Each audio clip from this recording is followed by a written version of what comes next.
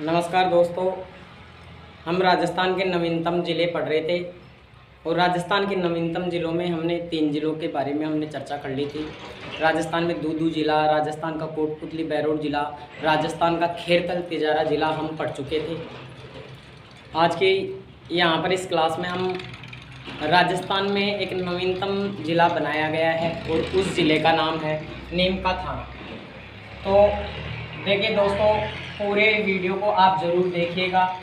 यहाँ पर हमारे राजस्थान में एक ज़िला बना है और उसका नाम है नीम का थाना।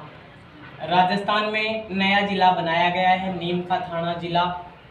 और जो ये नीम का थाना ज़िला हमारे राजस्थान में बनाया गया है, इसमें 2 ज़िलों के भाग को काट करके इसे बनाया गया है, सीकर व झुंझुनू।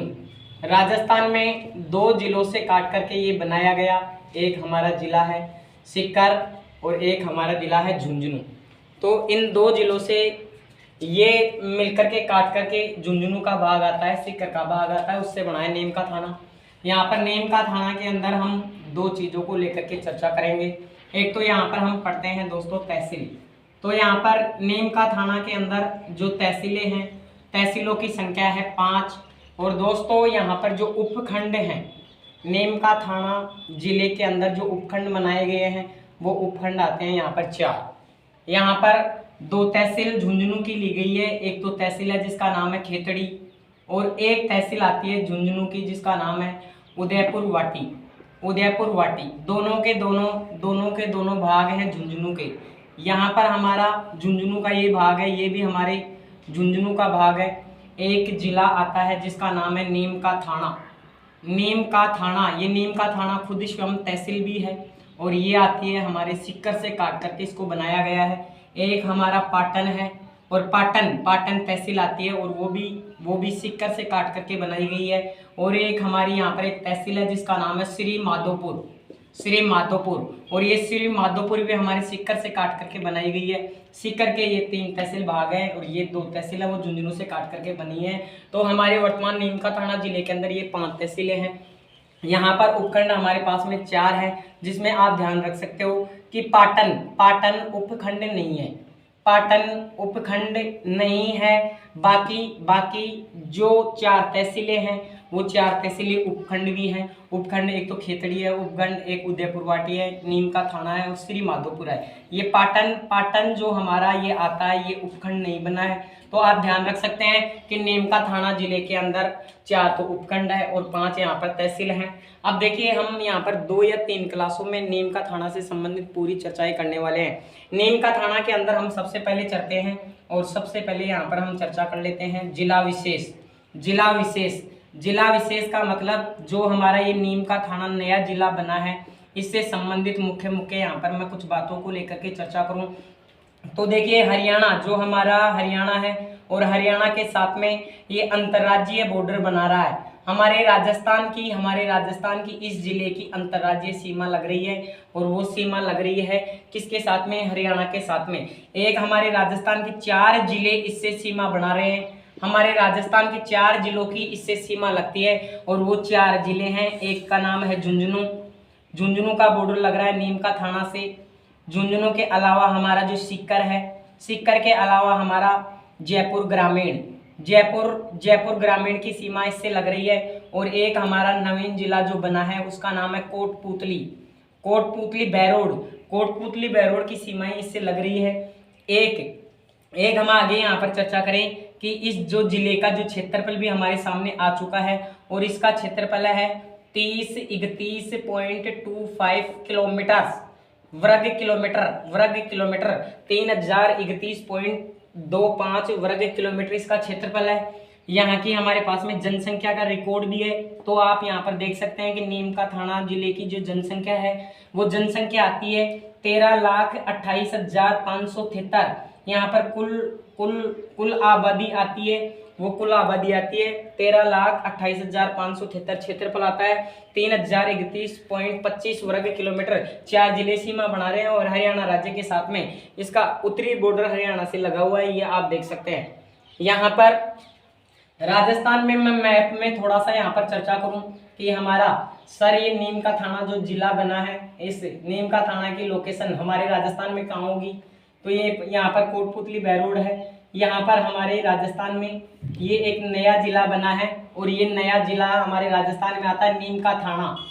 नीम का थाना, ये हमारा नीम का थाना जिला है। इधर हरियाणा से बॉर्डर बन रहा है, इधर झुंझुनू से, इधर सीकर से, यहाँ पर जयपुर ग्रामीण से ये बॉर्डर लगा हुआ है और ये बॉर्डर आता है कोटपुतली, कोटपुतली बैरोड से ये सीमाएं लगी हुई है।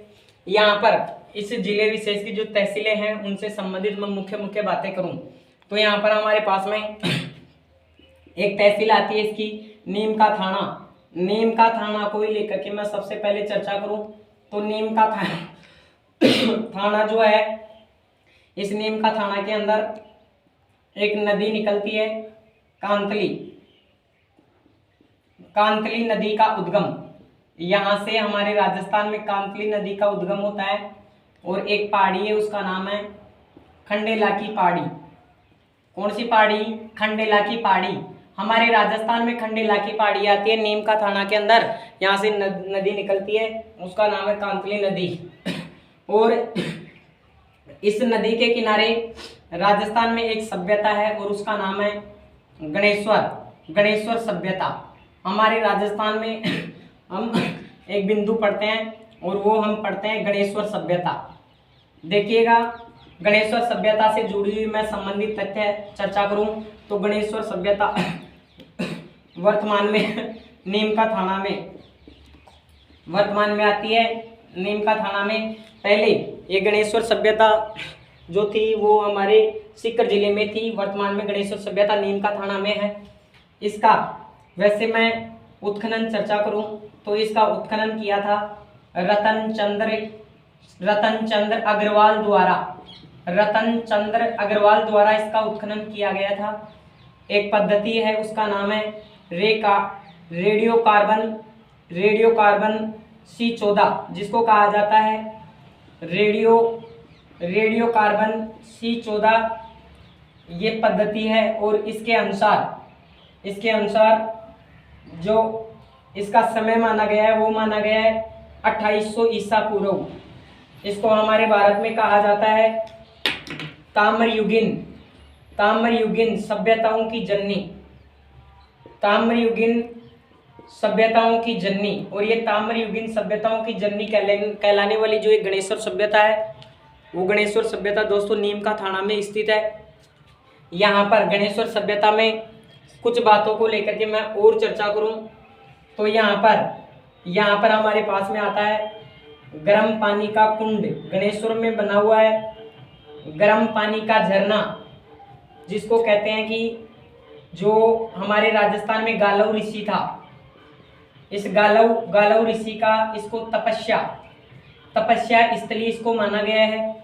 गर्म पानी का कुंड यहाँ पर बना हुआ है जिसको गालव गंगा कहते हैं। ये झरना जो है उसको गालव गंगा कहा जाता है और जो उससे वो पानी आकर के, झरने का पानी आकर के जिस कुंड में एकत्रित होता है उसको कहा जाता है गालव झील के नाम से उसे जाना जाता है। मैं एक बार वहाँ पर एक राजपूत मेरा दोस्त है तो वहाँ पर एक बार हम वहाँ पर मिलने के लिए गए थे और वहाँ पर एक शादी भी थी, तो प्रोग्राम भी हमने, जब मैंने BSTC की थी सीकर से, तब वहाँ पर एक निमंत्रण आया था, तब हम स्वयं यहाँ पर गए थे। गर्म पानी का यहाँ पर झरना बना हुआ है जिसके बारे में कहते हैं कि गालव ऋषि ने यहाँ पर तपस्या की थी। यहाँ पर भगवान शिव का मंदिर बना हुआ है। भगवान शिव का यहाँ पर मंदिर बना हुआ है। इसी के साथ में मैं चर्चा करूं तो यहाँ पर थानेश्वर महाराज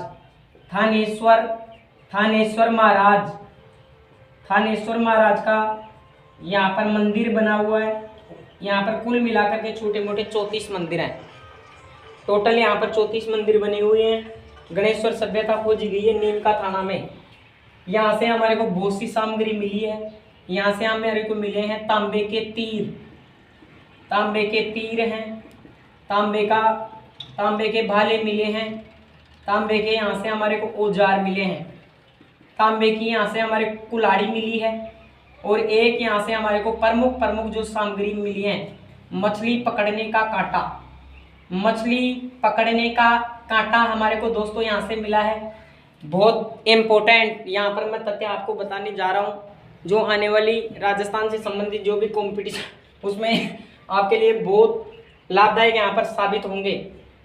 नीमका थाना के अंदर ये गणेश्वर सभ्यता है और गणेश्वर सभ्यता है कांतली नदी के किनारे। कांतली नदी का उद्गम नीमका थाना में जो खंडेला की पहाड़ी है यहाँ से निकलने के बाद झुंझुनू की ओर जब राजस्थान की नदियाँ पड़ेंगी तब हम वहाँ पर इन चीज़ों को लेकर के चर्चा करेंगे।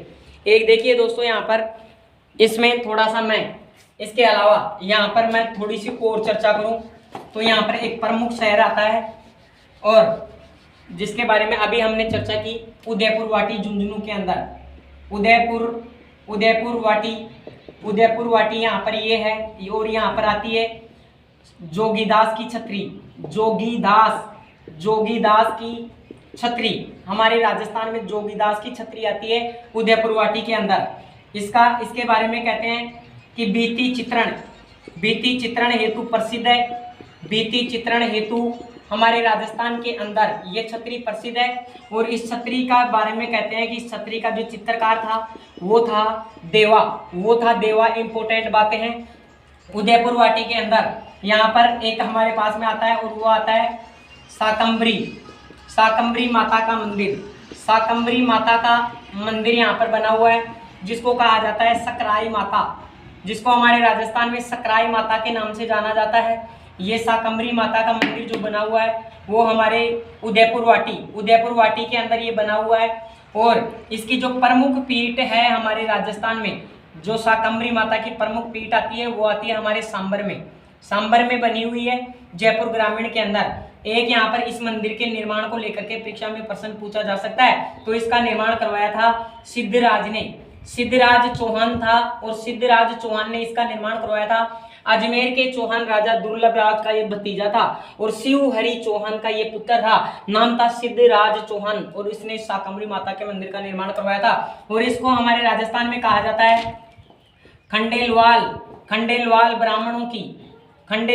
ब्राह्मणों की कुल देवी। हमारे राजस्थान में इंपॉर्टेंट है खंडेलवाल ब्राह्मणों की कुल देवी इसको कहा जाता है। तो एक उदयपुर वाटी से संबंधित ये मुख्य बातें आप यहाँ पर ध्यान रख सकते हैं। देखिए दोस्तों, हम नेक्स्ट क्लास में वहाँ पर नीमका थाना से संबंधित और जो अन्य स्थान है प्रसिद्ध है उनकी हम अगली क्लास में वहाँ पर चर्चा करेंगे। अगर आपको वीडियो यहाँ पर पसंद आया हो दोस्तों, क्योंकि यहाँ पर मैंने उन्हीं चीज़ों का यहाँ पर सिलेबस में समावेश किया हुआ है जो आने वाले किसी भी राजस्थान के कॉम्पिटिशन में ये आपके लिए दोस्तों कारगर सिद्ध होंगी। तो दोस्तों थैंक यू दोस्तों, जय हिंद दोस्तों, जय भारत। सही तो